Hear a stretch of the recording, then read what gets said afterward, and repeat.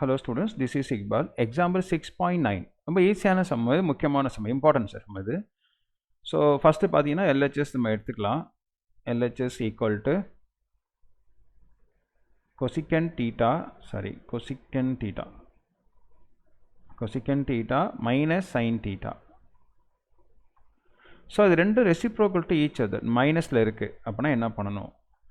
அதேமாதிரி இங்கே ரெண்டையும் பாருங்கள், secant theta minus cos theta, இதுவும் ரெண்டும் ரெசிப்ரோக்கல் தான்.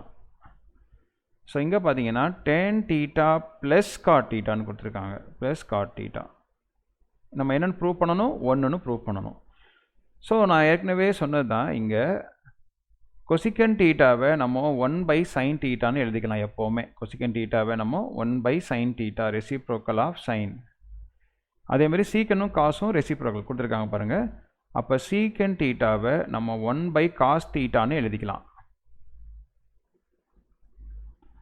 இந்த டேனும் காட்டும் ப்ளஸில் கொடுத்தாங்கன்னா நீங்கள் tan தீட்டாக்கு sin theta by cos theta use பண்ணுங்கள்.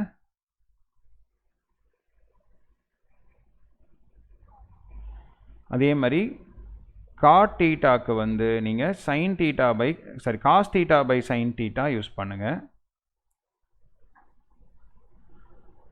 அதுக்கப்புறம் நம்மளுக்கு முக்கியமான ஃபார்முலா வந்து இங்கே sin square theta plus cos square theta is equal to 1. அப்போ இதுலேருந்து நம்ம ரெண்டு ஃபார்முலா டிரைவ் பண்ணியிருப்போம். sin square theta is equal to நம்ம என்ன சொல்லியிருப்போம்னா 1 - காஸ் ஸ்கொயர் தீட்டான்னு சொல்லியிருப்பேன். அதே மாதிரி cos square theta is equal to நம்ம என்ன சொல்லியிருப்போம்னா 1 - sin ஸ்கொயர் தீட்டான்னு சொல்லியிருப்போம். ஸோ இதுலேருந்து தான் எல்லாமே, இதுலேருந்து தான் அந்த 3 ஃபார்முலா. ஸோ இப்போ கொசிகன் தீட்டாவை நம்ம ஃபஸ்ட்டு என்ன பண்ணணும் அப்படின்னா, கொசிகன் தீட்டாக்கு பதிலாக ரெசிப்ரோக்கல் ஆஃப் சைன் தீட்டான்னு எழுதிக்கோங்க. 1/sin theta minus sine theta, இது அப்படியே இருக்கும். அதே மாதிரி சீக்கன் தீட்டாக்கு 1/cos தீட்டா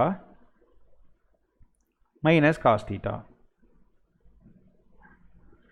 tan தீட்டாக்கு என்ன சொன்னேன்? sin/cos, காட்டுக்கு cos/sin. இப்போ இங்கே வந்து sin theta by cos theta plus cot தீட்டாக்கு வந்து cos theta by sine theta.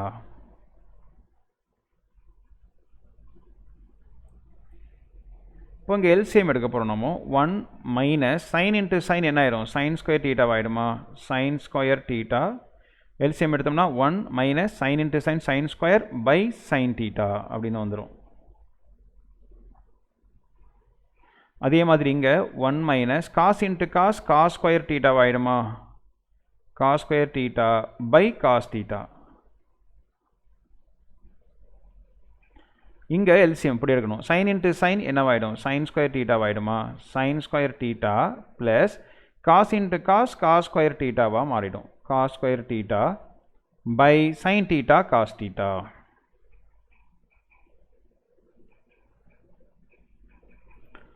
So இப்போ ஃபார்முலா யூஸ் பண்ண போகிறோம்.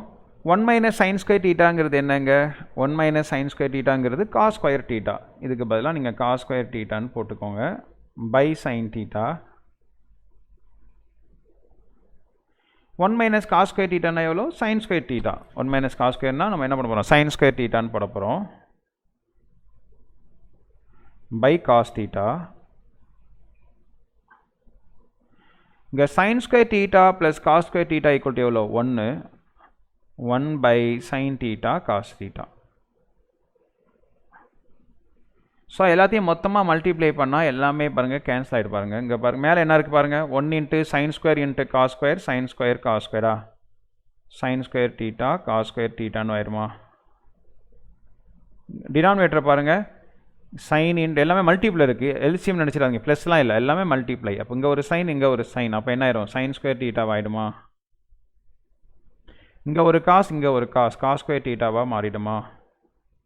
அவ்வளோதான். இப்போ sine square 1 time, cos square 1 time is equal to 1 is equal to RHS. அவ்வளோதான்.